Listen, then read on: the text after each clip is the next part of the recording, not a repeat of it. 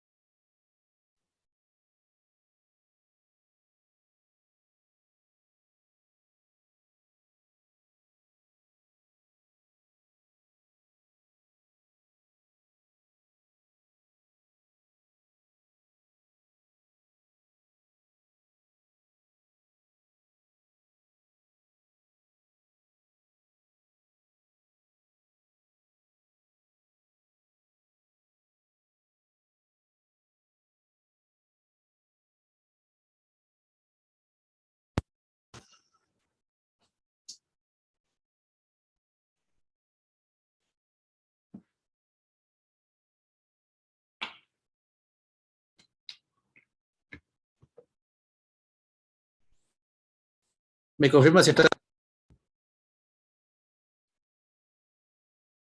¿Me escuchan?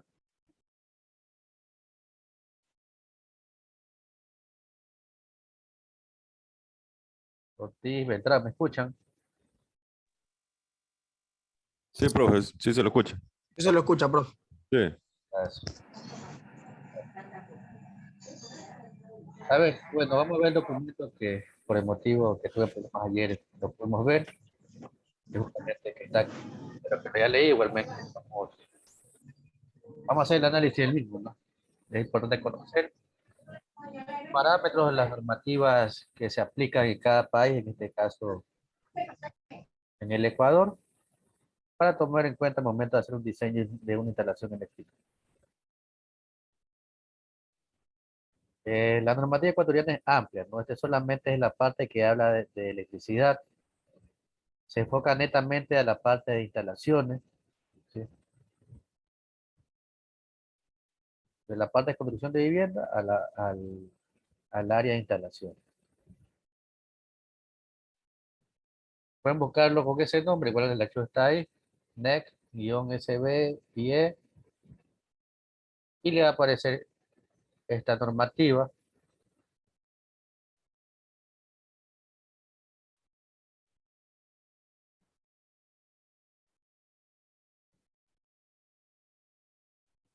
que fue elaborado por un sinnúmero de organismos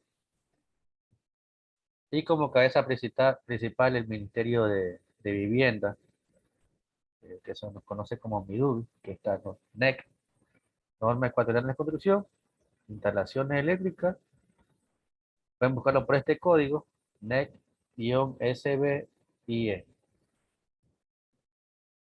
Y esta última actualización es del año 2018. Y estas son las personas que colaboraron en la elaboración de este capítulo de la normativa.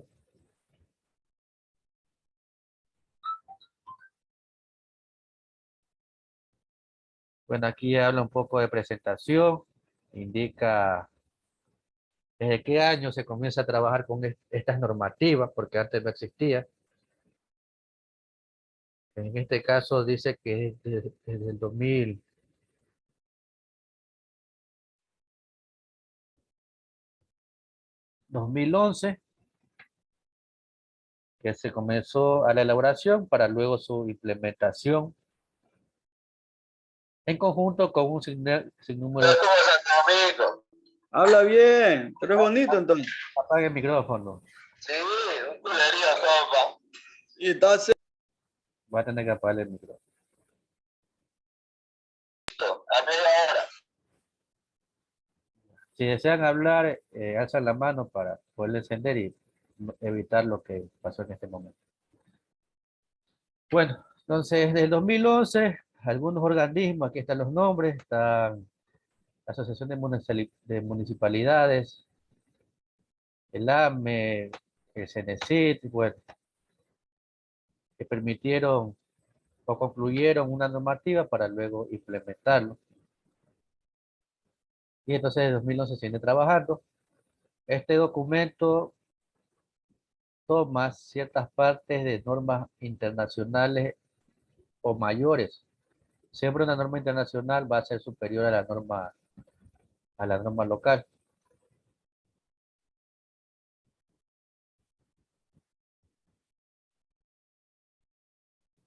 Bueno, aquí está un prólogo, dice que el presente capítulo se alinea al eje de servicios básicos, en este caso es para el servicio eléctrico, y tiene como finalidad establecer las especificaciones técnicas de requisitos mínimos que deben cumplirse, ¿no? Deben cumplirse, debería ser obligatorio. Bueno, aquí están la última actualización y las entidades participantes y las personas delegadas de cada institución. No escriba, por favor, están escribiendo en la pantalla.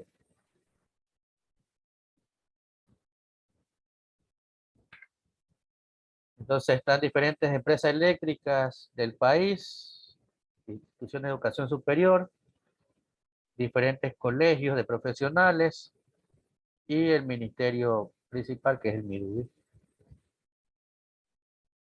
Bueno, vamos a enfocarnos en las partes más importantes.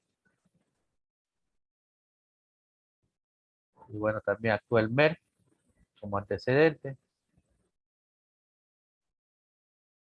Y que específicamente aquí dice, ¿no?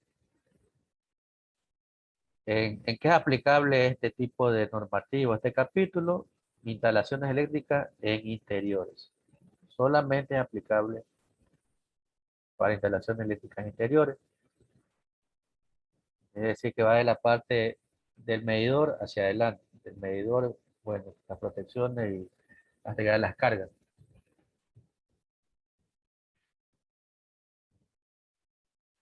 Y aquí dice, en las definiciones, para los efectos de esta norma, se adoptan las definiciones contempladas en la NFPA 70, National Electrical Code 2011. Esta NFPA, a los que vieron conmigo esta materia del ciclo pasado, justamente hablamos de lo que era la NFPA, que es la National Fire Protection Association, que toca aspectos de seguridad, en este caso eléctrico, y entonces es una normativa mayor, ¿no? Y entre esta normativa mayor están estas definiciones que ya deben de conocerla, lo que es una carga, una carga especial. Por ejemplo, aquí en cargas especiales se consideran aquellas cargas fijas que necesitan un circuito exclusivo y cuya potencia instalada excede los 1.5 kilovatios, es decir, 1500 kilovatios. En nuestros casos, muchas veces tomamos las cargas especiales con valores menores a esto, ¿no? La norma dice que cargas especiales son las que pasan que este valor. Entonces puede ser un aire acondicionado en ciertos motores, etcétera. Y otras definiciones para que lean, que deben conocer lo que es un cortocircuito, la demanda, un diagrama unifilar, lo que es una fase, un factor de demanda. Son conceptos que se tocarán a lo largo del capítulo. Pero pueden leerlo en su tiempo libre. Son definiciones básicas sobre carga, sobre voltaje.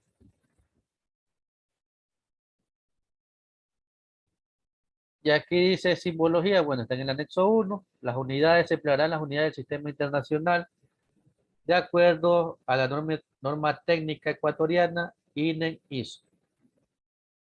El INEN es la institución encargada de normalizar y estandarizar todos los aspectos, en este caso la parte de construcción. Usted puede buscar INEN y le aparece también varias normativas. En este caso se está tomando de esta institución, de esta norma, las unidades para la medición de ciertos valores variables eléctricas. Aquí están en base a qué se trabajó la NFPA, Código Eléctrico Ecuatoriano. Este de aquí es muy antiguo, no está actualizado. El IEC, normativa internacional, aplicable en Ecuador, en este caso para la simbología y la normativa INE. Bueno, aquí está lo mismo que para instalaciones eléctricas.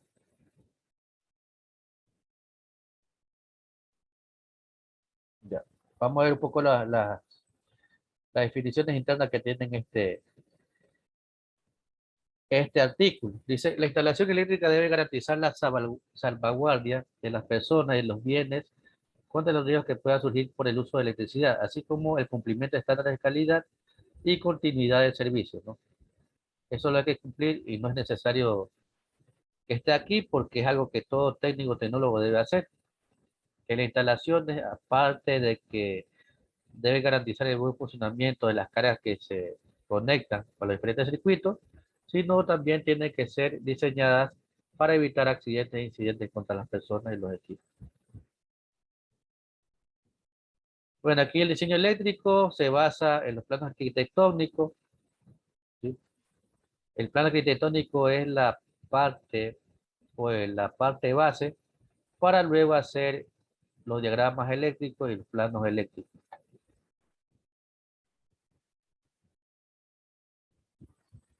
Dice que los criterios técnicos deben incluir cálculos, ¿sí? y, y se debe incluir también los planos. Entonces, aquí no solamente se está hablando de la parte del conexionado, sino también de la parte del diseño. Lo que yo le decía, para garantizar un trabajo, es hacer un diseño que va desde el levantamiento de información hasta las pruebas de funcionamiento, entrega del proyecto o de la instalación. El plano, levantamiento de información, cuadro de carga, cálculo, selección y dimensionamiento de conductores, selección y dimensionamiento de protecciones, verificación de elementos a utilizar. Todo eso contempla el diseño y contempla la instalación. Esta normativa es para cumplir los niveles de seguridad aceptables en las instalaciones. Por ejemplo, aquí está el estudio de demanda y factor de demanda, lo que ya vimos de semanas pasadas, lo que era la potencia instalada, el factor de simultaneidad y la demanda máxima diversificada. Por ejemplo, aquí el caso de los tomas, que justamente hicimos ejercicio, ¿sí? Para tomas se debe considerar por cada salida de toma una carga de 200 vatios. ¿Se acuerda que hablábamos que cuando indicaba que habían tomas proyectados, no se indicaba qué elemento se va a colocar? Se suponía que el valor era 200 vatios, justamente es esto, porque lo dice la normativa. Si yo no tengo el elemento o no sé qué voy a conectar, qué carga conectar a ese circuito de tomas, supongo que cada toma va a consumir 200 vatios. Y de la misma forma, en el caso de la iluminación, si no tengo la potencia que va a consumir el elemento lumínico, se supone que cada elemento de iluminación va a consumir 100 vatios, porque es el valor máximo que consumen los focos incandescentes que se usan y se usaban antes. Entonces son valores proyectados. Si no tengo los valores exactos, se toma 100 vatios para iluminación y 200 vatios para el caso de los tomas. Y en la parte de abajo dice lo que son las cargas especiales, justamente lo que también indicaba en la parte anterior, que se suponen cargas especiales, valores que sobrepasen 1500 vatios. Si sobrepasa este valor, se conoce como una carga especial. Pero aquí en la normativa no dice, pero que hay que tomar también en cuenta para tomarlo como carga especial, el tiempo que va a estar en funcionamiento esa carga. ¿Sí? También hay que tomar en cuenta. Por ejemplo, aquí dice cocinas, calefacción, aire acondicionado, ducha, ascensores, etcétera. Son tomadas como cargas especiales porque sobrepasan este valor. Pero, por ejemplo, un aire acondicionado puede consumir 1000 vatios. En teoría, no es una carga especial porque el valor es menor a los 1500, pero por el tiempo de trabajo que va a tener el aire acondicionado, yo lo puedo tomar como una carga especial. Aquí solamente estoy indicando lo que dice la norma.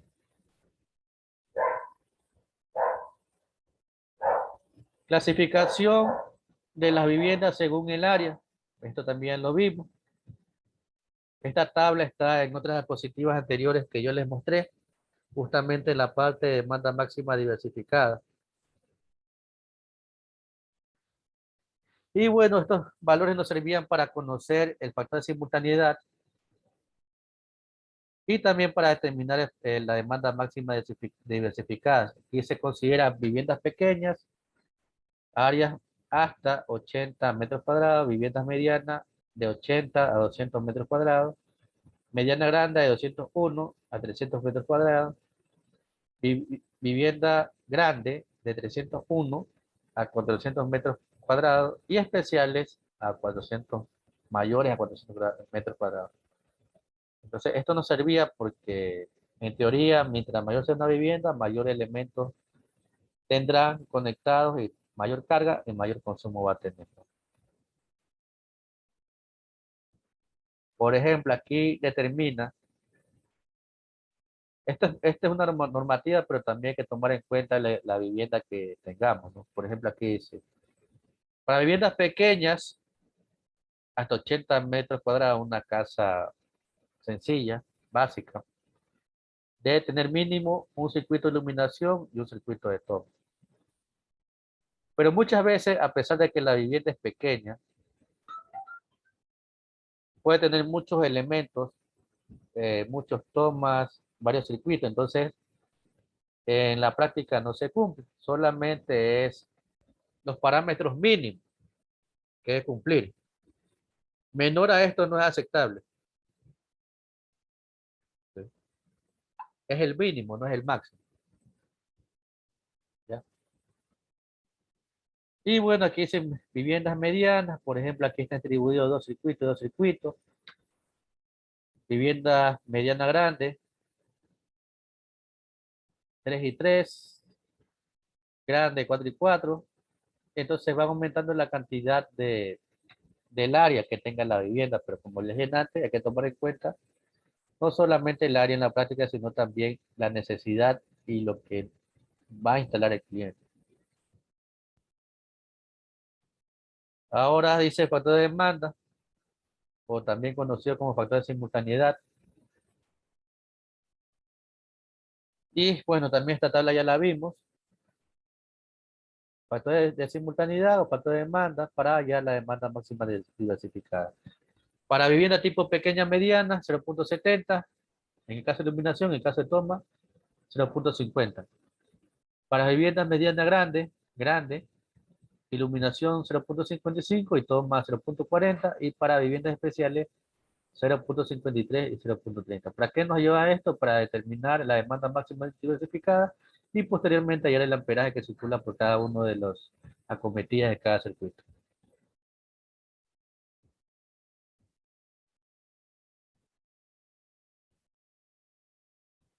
Aquí dice, para el cálculo de la carga instalada en las viviendas proyectadas, además de la carga de iluminación y toma de uso general, se debe considerar también la potencia de placa de las cargas especiales. Entonces, es importante verificar los elementos que se van a instalar y también las características o especificaciones técnicas del fabricante, es decir, en este caso la potencia. Aquí, por ejemplo, dice solamente a falta de los valores específicos, es decir, que yo no tenga o no sé lo que consuma un determinado equipo. Aquí hay valores estimativos. Por ejemplo, ducha eléctrica 3.500, hornos 3.000, cocina 6.000, etcétera. Son valores estimativos. En el caso de que yo no posea el dato específico o no conozca el valor de la potencia que consuma esta carga especial. Y aquí también esta parte ya la vimos. Lo que es para cargas especiales, el factor de demanda, en el caso que solamente sea una carga, tengo el factor de demanda que es 1, cargas especiales hasta 10.000 kilovatios, 0.80, cuando son 2 o más cargas. Si es entre 10 kilovatios a 20 kilovatios, pero son 2 o más cargas, es 0.75. Y el mismo caso de 2 más cargas, cuando sean mayores a 20 kilovatios, 0.65. Pero yo les indicaba también que es importante todas las cargas especiales no unificarlas, sino trabajar independientemente de las cargas especiales, una por cada circuito. En este caso sería el factor de demanda para todos, sería 1.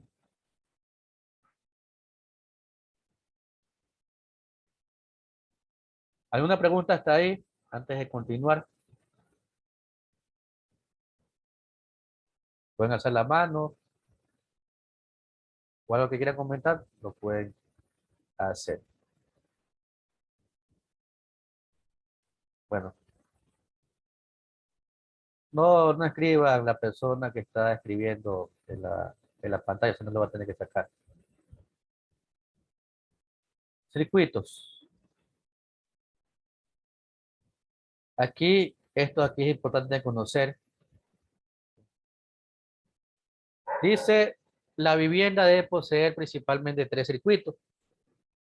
Esto es algo importante que deben conocer y en el momento de hacer la instalación tomar en cuenta.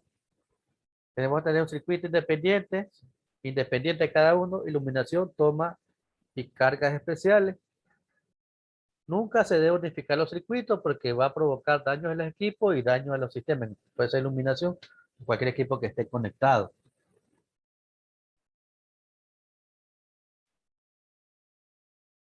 Ya, aquí hay un dato importante que es en los conductores alimentadores, es decir, los conductores que conectan todos los circuitos deben dimensionarse 125% mayor a la carga máxima.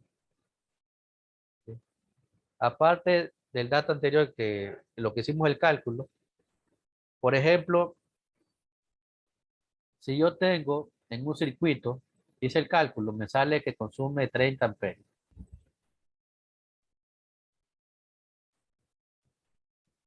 Hago mi cálculo, sale 30 amperios. Con este valor aún no hago la selección del conductor, sino debo hacerlo con el 125%, es decir, 25% más al valor que está indicado aquí. Es decir, primero le saco el 25% a 30. que sería 7.5. El 25% es 7.5.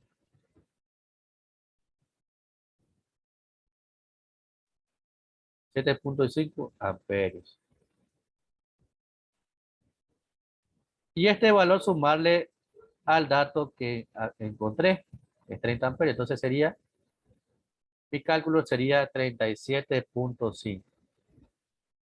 Y ahora con este dato que está aquí, ahora sí hago el cálculo que hacía anteriormente. Me iba a la tabla, verificaba el conductor, el amperaje admisible y luego aplicarlo el 80%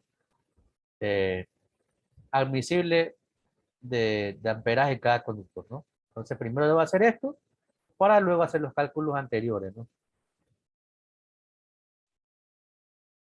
Entonces aquí también habla cada circuito debe poseer su propia protección, es decir, cada circuito debe poseer su propio breaker, disyuntor, no solamente por cuestión de seguridad, sino facilidad de manipulación al momento de hacerle mantenimiento. Ya. Ningún circuito debe compartir servicios entre plantas o niveles diferentes de la vivienda. Entonces, lo aconsejable es independizar los centros de carga si tenemos viviendas mayores a una planta.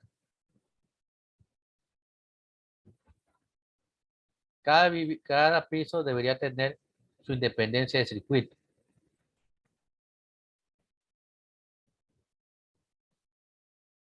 Ahora, un poco de normativa para el caso de iluminación.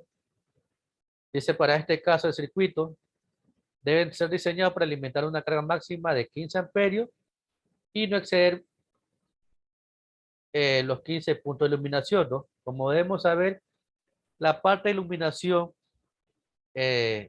o en la parte de iluminación existe un consumo menor a los circuitos de toma porque los valores de potencia son menores. Tendremos 40, 60, 100, hasta 120, 135 vatios por elementos que podemos conectar al circuito.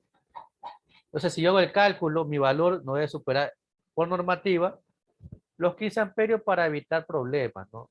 Estos son valores mínimos que hay que tomar en cuenta al momento de diseñar.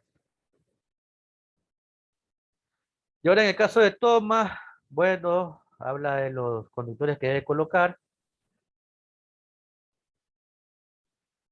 Y dice que no debe superar 20 amperios de carga por cada circuito. 20 amperios de carga por cada circuito. Hay que hacer el cálculo y verificar que no sobrepase ese valor. Y si sobrepasa ese valor, toca separar los circuitos de toma. Y también dice que no debe ceder las 10 salidas, es decir, los puntos de conexión. No deben ser mayores a 10. Son valores normados, no se olviden, en base a la normativa NEC. Vamos a la parte de circuito de cargas especiales. Bueno, aquí están algunos ejemplos que estaban también anteriormente. Cocinas, neveras, calefacción, duchas eléctricas, aire acondicionado, etcétera. Dice, por ejemplo, de manera obligatoria, toda vivienda debe tener el circuito exclusivo para la cocina. Este circuito debe ser independiente, no debe ser incluido en otro circuito. Debe ser independiente.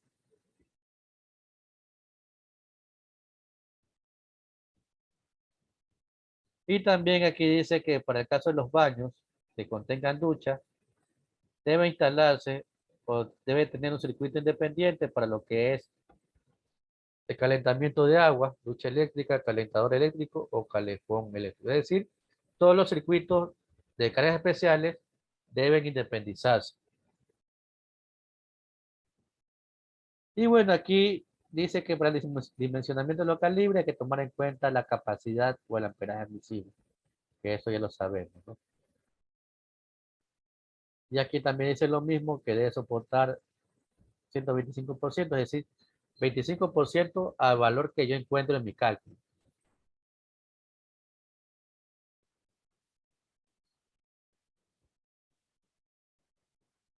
Y por ejemplo, me habla de los calibres. Este aquí es el Código Eléctrico Nacional, es una normativa americana. Me indican los los calibres y también me indica la capacidad de los disyuntores en amperios. Pero como le decía, hay que tomar también en cuenta que lo aconsejable es 5% mayor al valor admisible en mi calibre. Y por ejemplo, me dice para calibre 14, un disyuntor de 15 y 16 amperios. Estos valores que están en la parte inferior del disyuntores también van a variar porque también depende del fabricante cuál es la secuencia o el orden de los valores de los amperios. Puede tener en un fabricante que tenga de 5 en 5. Los disyuntores 5, 10, 15. Puede que tenga, no sé, de 12 en 12. Puede tener que tenga 10, 20, 32. Entonces también van a variar.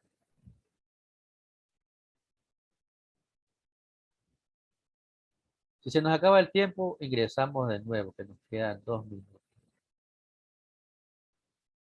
Ahora para el circuito de iluminación, se deben considerar los siguientes aspectos.